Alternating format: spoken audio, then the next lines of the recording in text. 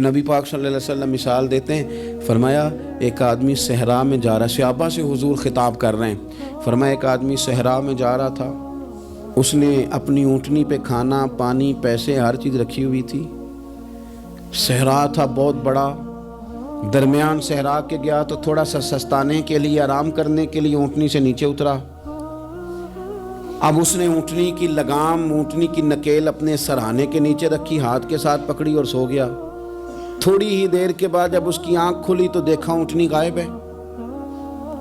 صحرا میں وہ پیدل نہ آگے جا سکتا ہے نہ پیچھے جا سکتا ہے، نہ دائیں نہ بائیں، کھانے کو روٹی نہیں، پینے کو پانی کا قطرہ نہیں، تھوڑا ادھر بھاگا ادھر بھاگا، تھک گیا۔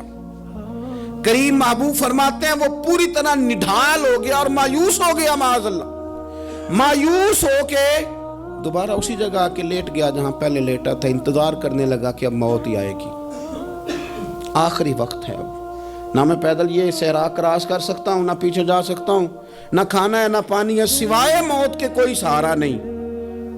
حضور فرماتے ہیں وہ رستے میں دوبارہ لیٹ گیا، اچانک اس نے رخ بدلا تو اونٹنی سامنے کھڑی تھی۔ حضور نے صحابہ سے پوچھا بتاؤ نا اسے بھلا کتنی کو خوشی ہوگی؟ یا رسول اللہ جی سے نئی زندگی مل گئی ہے۔ آپ دیکھیں نا سارے ڈاکٹروں نے کہہ دیا کہ اس کے تو گردے معدہ جگر ہر چیز ختم ہے، گھر لے جاؤ خدمت کرو، ہر طرف پریشانی ہے۔ وہ بندہ بھی سمجھ گیا ہے کہ آخری وقت آ گیا، کل جاؤں پرسوں جاؤں، تیاری ہو گئی، سب لوگ آ گئے، باہر والے بھی آ گئے، یہ ماحول ایک عجیب رنگ اختیار کر گیا۔ اچانک ایک ڈاکٹر نے آ کے کہا نہیں نہیں غلطی لگ گئی تھی۔ مجھے بتائیے انداز کیا ہوتا ہے؟ بغیر دوائی کے بندہ اٹھ کے کھڑا نہیں ہو جاتا، او میں تو بچ گیا ہوں۔ نبی پاک صلی اللہ علیہ وسلم فرمانے لگے اس کی اونٹنی مل گئی، بتاؤ بھلا اسے کتنی خوشی ہوگی؟ یا رسول اللہ وہ تو دوبارہ دنیا میں آ گیا۔ حضور فرمانے لگے اسے کچھ بھی خوشی نہیں ہوئی۔